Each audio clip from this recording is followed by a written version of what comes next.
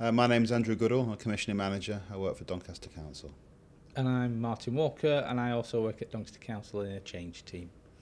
So we ran a workshop about working with the third sector to move to support planning services and money management services being available for people in the community rather than being provided by the council.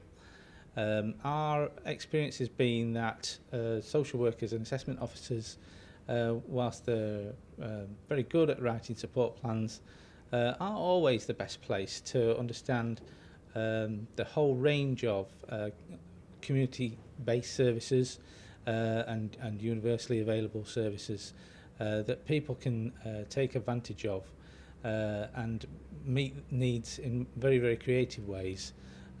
Social workers and assessment officers haven't always been the best place to have that breadth of knowledge that the community has. So we've developed some thinking around how we might move to that approach, worked with our commissioning colleagues in doing that, and we set off a journey working with the third sector to understand better how we might go about evolving that approach. Our key approach was focusing on outcomes rather than outputs, and looking to make sure that we shifted the balance of power around support planning and money management over to service users and social workers and support planners and organisations through conversations. So we've come up with a concept of an externalised support planning and money management service that sits outside of the council, that service users can be encouraged to choose from an approved list through Connect to Support, and then they'll get support across a continuum around support planning and money management to enable them to use their personal budget in a more effective way and to be able to choose services and activities to meet their identified need.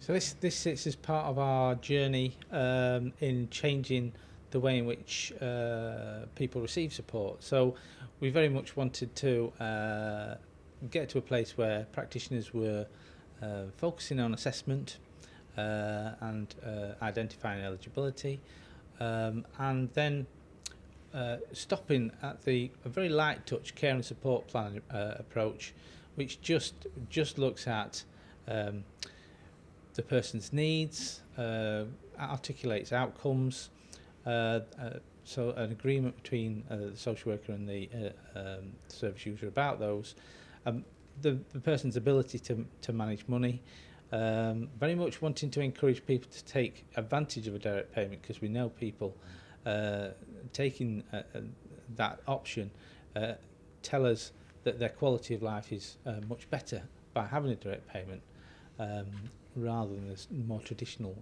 kinds of services that are currently available to social workers.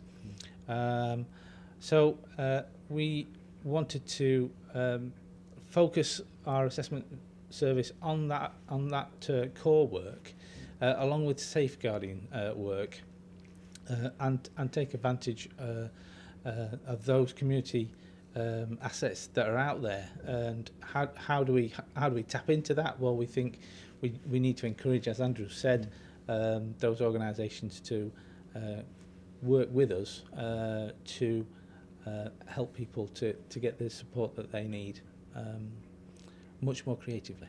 It's the start of a journey. We've been 18 months in the planning and some of the doing up until now.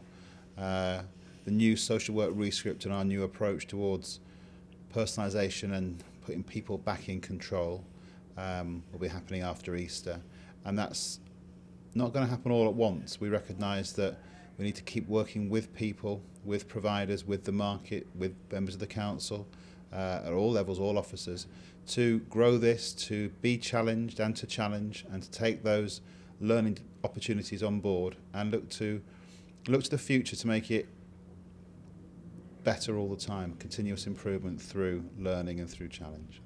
The highlight for me was the workshop groups and the discussions we had. We were lucky to be involved in two, well, 2 workshops where there was a lot of discussion, a lot of input from the delegates. They weren't being taught tact, they were part of a conversation, which was great. So we've learned new things, and we hope we've had a chance to share what we've learned in our journey as well with others.